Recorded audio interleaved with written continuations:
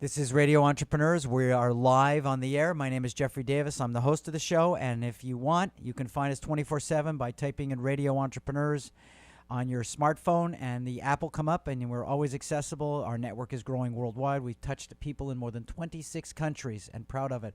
When you're thinking of 26 countries and Radio Entrepreneurs, maybe our number one reporter for driving us across the globe is Greg Stoller, a professor of international business at Boston College and renowned globetrotter. Welcome back, Greg. Thank you, Jeffrey. Glad this is radio, not TV. It'd make me blush.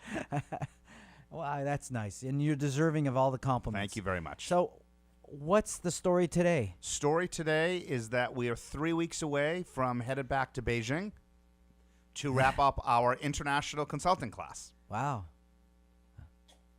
This is the 13th year in a row that we've been fortunate enough to run this course.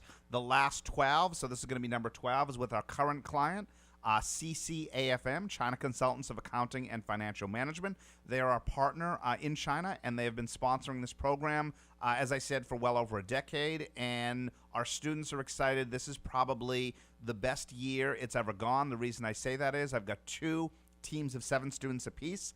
Each of those 2 teams has consulted over the past 6 months more than 80 to 100 sources in writing their recommendations for CCFM and its clients. When you're in China, how much a percentage of your conversations are in English still? Obviously with our students all in English, but with the consultants, I would say at CCFM, probably 95%, if not more, are in Chinese. So there's a lot going on in the world right now. Is there a totally different perspective on, is it CCTV? CCTV is the Central China television. It is a different perspective. Unfortunately, different to us. Either as an American or a Canadian, is often viewed as a pejorative. Yeah. I'm not suggesting that different is a bad thing. No. But when you... I know in Canada that when I go to Canada, I see more American news in Canada than I see when I'm in the United States. In the United States, I see more local news and local stories, and Canada takes much more of a global perspective on the United States. I think what is particularly interesting for me, and I did this during the recent Hong Kong protests, and well before the Hong Kong protest was doing this as well, if you take any plain vanilla story and you read it from the Chinese perspective, and by the way, and from the French perspective, and the different languages that I speak, and then the read French it, definitely have their perspective. right, and then read it in an English language publication.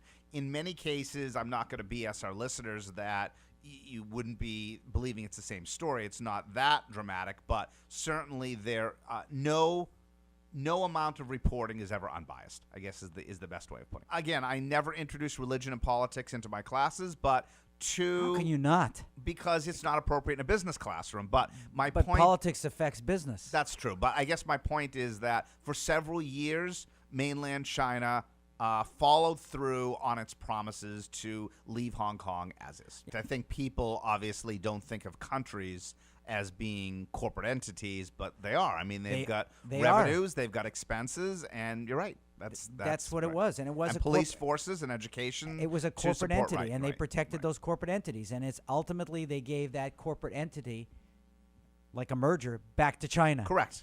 Right. Right. Right. So China owns it now under a different set of rules, like any merger.